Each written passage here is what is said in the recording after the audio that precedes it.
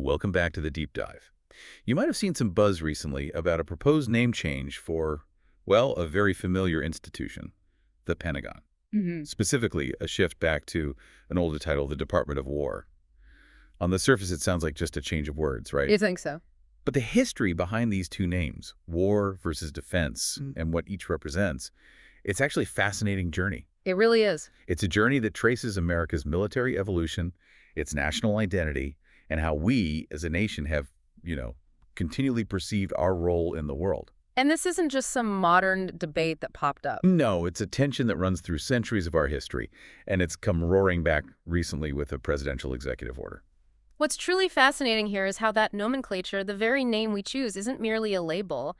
It reflects profound shifts in strategic thinking, military structure, and national self-perception. Right. This deep dive isn't about memorizing dates, but about understanding the fundamental purpose and organization of our armed forces from, well, their inception. So we'll trace this evolution of civilian military leadership from the earliest days. Exactly. From the start, we'll dissect why this war versus defense distinction has been such a persistent and, frankly, often contentious point of debate right up to today. And to give you the fullest picture, we should mention our sources. Yeah, we've pulled insights from everything from foundational historical documents, military histories, to recent news articles and policy discussions, a real mix. Okay, let's unpack this and go all the way back to the start.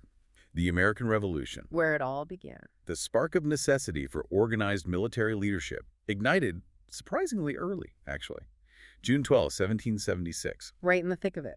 The Second Continental Congress, deep in the throes of war, established something called the Board of War and Ordnance. Which sounds official, but But it was essentially a standing committee, initially just 5 members of Congress. Their job was administrative oversight for the fledgling Continental Army and making recommendations back to Congress. and you can probably guess how well that worked. Yeah, trying to run a war with a committee of politicians, they had some major roadblocks pretty fast. They largely lacked military expertise. That was a big one. And they just couldn't keep pace with the massive logistical demands of a war for independence. It was overwhelming. Indeed, the challenges were immediate and, frankly, glaring. That initial congressional committee, it just proved inadequate very quickly. So they had to adjust. By late 1777, it was replaced by a permanent board of war that crucially included both civilian and military members, an early recognition that you needed specialized knowledge. Okay, that makes sense. Getting the experts involved. Then, after the Articles of Confederation were ratified in 1781, the Confederation Congress officially established a proper Department of War. A real department now. Though it was remarkably small, just a secretary at war, an assistant, an administrative aide, and I think 2 clerks. Tiny. Wow. Who headed it up? Benjamin Lincoln was the first, starting October 1781. Then came General Henry Knox in March 1785, a trusted friend and wartime colleague of George Washington. So we see this rapid evolution already. A small board struggling, then a slightly more defined department under a loose confederation. And then a full reestablishment under a brand new constitution. It really highlights how quickly the young nation grasped the critical need for robust, organized military leadership, even while it was still, finding its own feet. Absolutely. Because after the revolution, the country was in, well, administrative and financial chaos under the Articles of Confederation. Which led to the Constitutional Convention. Right. And the formation of a new government, March 4th, 1789. And one of the very first acts of this new government, reestablishing the Department of War as a civilian agency, August 7th, 1789. And this time the president appoints the secretary. Correct. The president appoints the Secretary of War, and President Washington naturally appointed his friend and wartime General Henry Knox as the very first one. What this foundational moment reveals, then, is how central the concept of national defense was to the identity of the nascent American state. It really does. They were literally debating the core structure of their new government.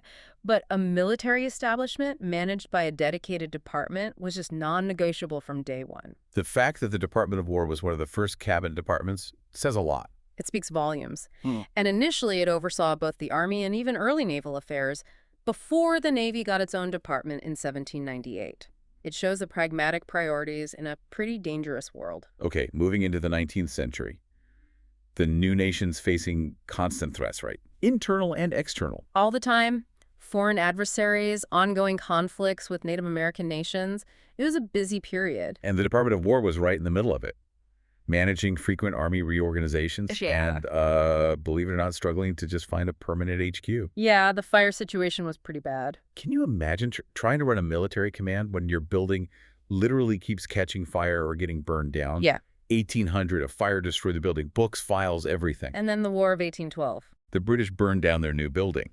Thankfully, clerks managed to save the vital records that time. It's incredible, and this department even oversaw Native American affairs for a long time. Right, until the Bureau of Indian Affairs moved to the Department of the Interior in 1849. Quite a broad mandate early on.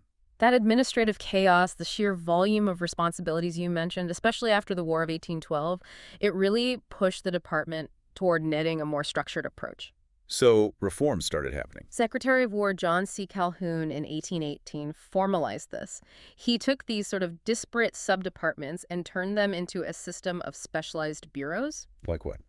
Medical, ordnance, supply, personnel, things like that, meant to bring order to the growing complexity. But did it work perfectly? Well, it introduced a new challenge. These bureaus often operated with a great deal of independence, sometimes leading to inefficiencies, duplication. You know the drill. Bureaucratic silos. Exactly. This tendency towards decentralized inertia. Despite calls for coordination, it becomes this recurring theme, almost a cyclical challenge in the department's history. And that complexity just exploded during the Civil War. Oh, absolutely. The War Department's responsibilities became staggering. Recruitment, training, supply, medical care for millions of soldiers. Transportation, pay. Everything. It truly shows how one department's portfolio could expand to not just fighting a war, but also managing massive relief efforts afterwards. Like supporting the Freedmen's Bureau from 1865 to 72, providing provisions, clothing, shelter for refugees and freedmen in the South. An incredible range of duties for a single department.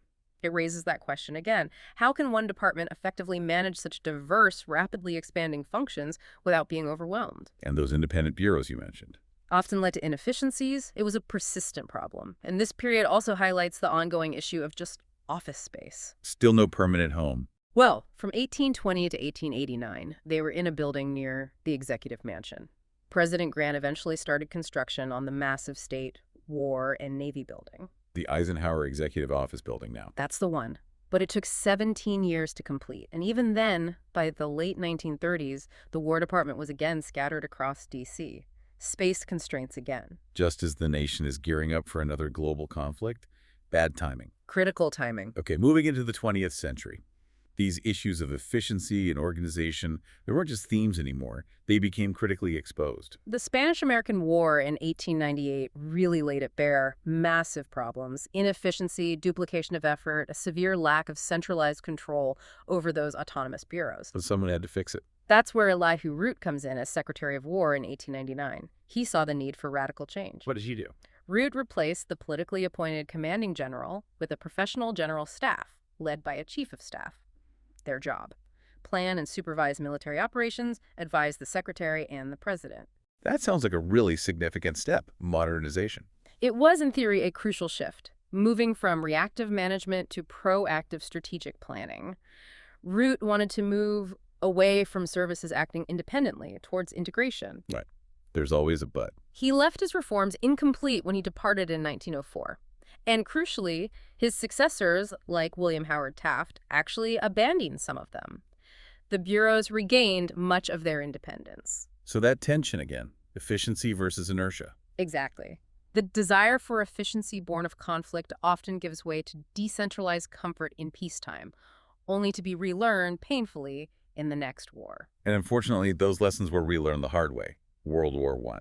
When the U.S. entered in 1917, the Secretary of War, Newton E. Baker, he sort of reverted, let the bureaus largely run themselves again. And the result? The sources call it many mishaps and far more serious consequences than even in the Spanish-American War. The need for a unified, centrally controlled system was becoming undeniably clear. Warfare was just getting too big, too complex. Precisely. Yeah. And nothing highlighted that need more starkly than World War II. Right. When Henry L. Stimson became Secretary of War again in 1940, he found the department scattered across 17 different buildings in D.C. He urgently pressed Congress, fund new building, one massive structure, housed the entire department under one roof, The Pentagon. the Pentagon. Construction sped up dramatically after Pearl Harbor, remarkably completed in just 16 months. Opened January 15th, 1943. And inside that building, more reorganization. Stimson, along with Army Chief of Staff General George C. Marshall, undertook a major reorganization of the Army under the War Powers Act of 1941. It seems like that whole experience, scattered personnel, fragmented command during WWII, really solidified the vision for something totally new. Absolutely. What's truly fascinating is Marshall's vision. It was radical for the time. How so? He wanted to move from a vertical command pattern orders strictly up and down individual service chains, often in silos, to horizontal bureaucratic coordination, emphasizing integrated efforts, shared strategy across all branches. Reflecting the truly global, interconnected nature of modern warfare, WWII demanded. What did he propose? Integrating the services into a single department. A civilian secretary overseeing non-military admin, and a single chief of staff managing military activities across Army, Navy, Air Forces, and a common supply service. And that leads us right to the pivotal moment. Post-WWII and the birth of the Department of Defense. After the war, there were, as the sources say, tons of cooperation problems between the separate War and Navy departments. Especially planning for the future. Nuclear war looming. Exactly. Yeah. Which led directly to the landmark National Security Act of 1947, signed July 26th. This act did so much more than just change in name. Okay, break it down. What did it do? Well, first, as one source explicitly states, it wasn't a name change. The Department of War didn't simply get a name change. It was abolished. Abolished, okay. But the military was reorganized under a new department. The act split the existing War Department into the Department of the Army and the Department of the Air Force. Which became independent in September 47. Right. The Navy already had its own department since 1798. But more importantly, it established the National Military Establishment, the NME. The first overarching structure. The very first, designed to encompass and coordinate Army, Navy, and Air Force departments. Plus, the act also created the National Security Council, the CIA, and gave a legal framework for the Joint Chiefs of Staff, a total rethink of national security. So it really was a complete structural overhaul designed to fix those deep-seated issues, inter-service rivalry, lack of coordination. Absolutely. What were the most significant operational or strategic shifts enabled by this new structure beyond just the name? That's a critical question. This was a direct response to the hard-learned lessons of World War II. Recognizing that trying to run a global strategy with competing separate departments was inefficient, even dangerous. So the goals were clear. Unify strategic direction, eliminate duplicate research and acquisition, establish a clear chain of command for planning and operations. And then the name change followed. The National Security Act amendments of 1949 formally redesignated the NME as the Department of Defense, the DoD, the name we know today. And the shift to defense, why that word? It reflected a post-WWII desire to project a more defensive rather than purely offensive posture to the world, a shift in perception. But was it just perception? Well, that's the debate, isn't it? Some historical perspectives argue that while the name aimed to shift public perception, the underlying military strategy, the capacity for offensive operations, remained largely intact, making the change more symbolic than substantive in practice. A debate that continues. It does. Interestingly, one vestige of the former name still remains: the Service War Colleges. Army War College, Naval War College, Air War College. That's fascinating. Okay, so now we're in the modern era. The DoD is established. How did it continue to evolve, especially during the Cold War? The Cold War brought its own organizational challenges. Robert McNamara, Secretary of Defense in the early 60s, he was deeply concerned about decision delays, that persistent inter-service rivalry. So he pushed for more centralization. Yeah, greater executive authority within the Office of the Secretary of Defense. His reforms led to services, especially the Army, losing some functions to new DoD-wide agencies like the Defense Intelligence Agency, the DIA, a big step toward unified intelligence. And the push for jointness for services operating together, that really ramped up later. Absolutely. The Goldwater-Nichols Department of Defense Reorganization Act of 1986, that was monumental. Why was it needed? It was a direct response to perceived failures of inter-service cooperation.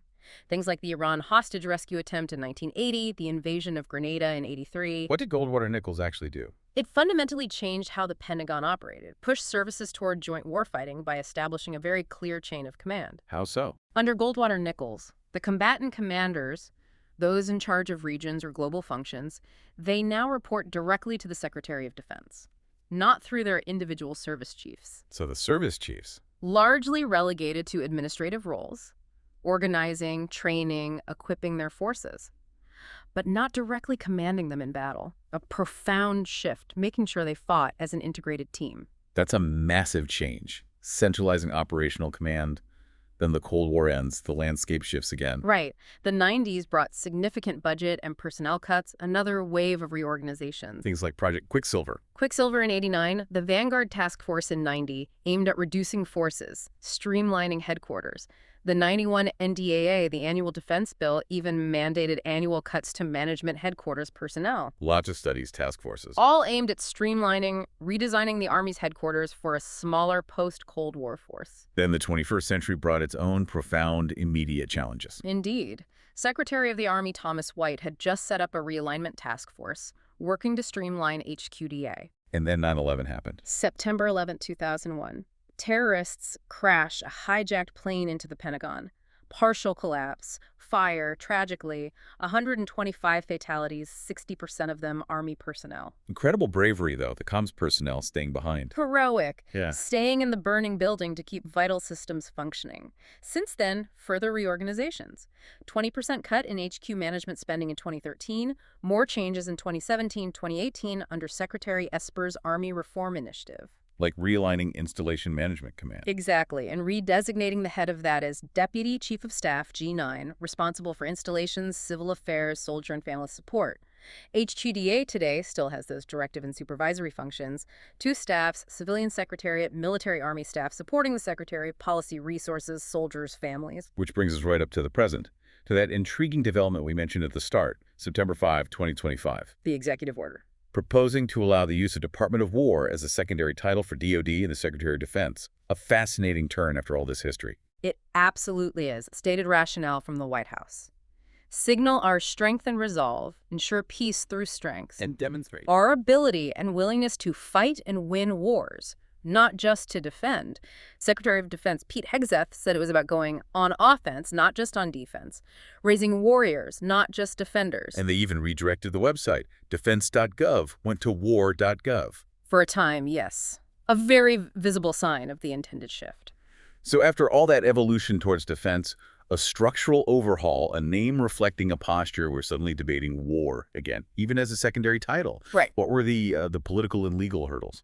Well, this current debate really underscores that enduring tension. Yep. How does a nation perceive its military? Is defense a euphemism, or does it genuinely reflect a strategic posture, deterrence, protection? And does war truly reject strength? Or does it carry other, maybe unintended connotations in a world seeking stability?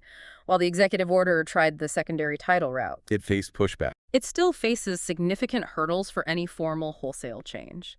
The House Rules Committee, for example, already rejected an NDAA amendment to make the name change official. Because ultimately, Formal renaming requires an act of Congress. It shows the huge legal and political complexities. This isn't just tweaking a nameplate. It touches national identity, strategic intent. what a profound journey. Humble beginnings, board of war, and the revelation. Through fires, administrative growing pains, Critical reorganizations after world wars, even terrorist attacks on its headquarters. the entity responsible for our nation's military has constantly changed, adapted, and yes, relentlessly debated its very identity through its name and structure. This evolution wasn't just about org charts, was it? Not at all. It was about how the nation conceived of its military power, its evolving role in the world. So as we look at today, this push to return to Department of War, Yeah. what do you think? Yeah. What does Department of War truly communicate to the world? What does Department of Defense imply? Does changing the name fundamentally alter strategy, or is it mainly about perception? That's the core question, isn't it? Yeah. And maybe it pushes us to consider not just the message a name sends to the world, but the message it sends to ourselves. About the kind of nation we fundamentally believe we are and the kind we aspire to be. It makes you wonder, if a name holds such power, what does our collective choice say about who we choose to be on the global stage?